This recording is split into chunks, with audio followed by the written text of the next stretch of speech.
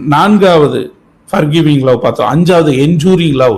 சரி, பேர்பட்ட அந்த அன்கண்டிஷனல் செல்ஃப்லெஸ் சாக்ரிஃபிஷியல் ஃபர்கிவிங் லவ்வுக்கு ஒரு முடிவு இருக்கா அப்படின்னா நெவர்.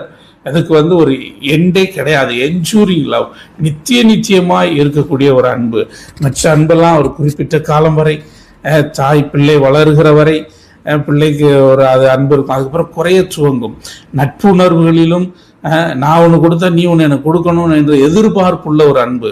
அந்த அன்புல ஒன்று குறையும் போது அங்கேயே அன்பு குறைய துவங்கும். கணவன் மனைவிக்குள்ள கருத்து வேறுபாடுகள் வர தொடங்கும். டிரான்ஸ்பரன்சி இல்லைன்னா அங்கே அன்பு குறையும். அவர்களுக்குள்ள உண்மை இல்லை அப்படின்னு சொன்னா அங்க அன்பு உடைக்கப்படுகிறது. அங்கே பிரிவினைகள் உள்ளே வர துவங்குகிறது.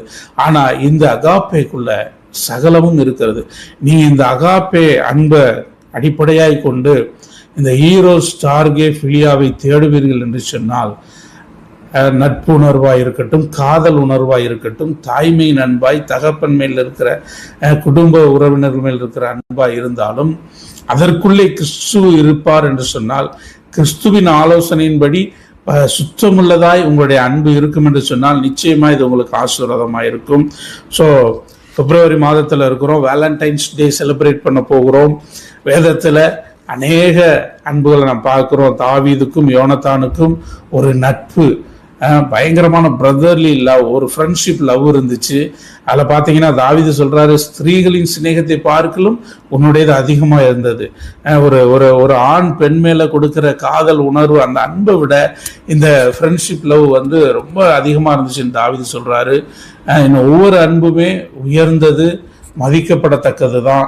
ஆனால் அவை எல்லாவற்றுக்கும் ஒரு வரையறை இருக்கிறது. ஆனால் இந்த லிமிட்லெஸ் லவ் அகாப்பேவை நீங்கள் தெரிந்து கொள்ள வேண்டும், அதற்குள்ளே வர வேண்டும். வருகிற அது வரையறையற்ற அன்பு, நிபந்தனையற்ற அன்பு, அது உங்களுக்காக காத்து கொண்டிருக்கிறது. மற்ற அன்புகள் அவைகள் எதிர்பார்க்கிறதை நீங்கள் நிறைவேற்றாவிட்டால் அது உங்களை உதறி தள்ளிவிட்டு செல்லக்கூடியது உலகத்தின் மனித அன்பு. ஆனால் அந்த இயேசுவின் அன்பு நீங்கள் எப்போ வந்தாலும் உங்களை ஏற்றுக்கொள்ளுகிற அன்பு. ஆனால் நீங்கள் மாறி திருந்தி வர வேண்டும் என்று அது உங்களை எதிர்பார்த்து கொண்டிருக்கிறது. உங்களுக்காக கெனோசிஸ் என்று சொல்லி சகலத்தையும் அவர் உடைத்து ஊற்றி விட்டார்.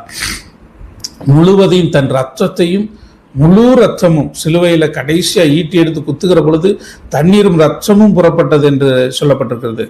கடைசியா இருந்த எல்லாமே உங்களுக்காக வெளி கொடுத்து விட்டார். ஸோ அவர் உங்களை நேசிக்கிறார். அவருக்குள்ள நீங்க தேடுவீங்கன்னா மற்ற எல்லா உறவுகளையும் அவர் திரும்ப கொடுக்க உண்மை இல்லவராக இருக்கிறார். கர்த்தர் தாமே உங்களை ஆசீர்வதிப்பாராக. God bless you.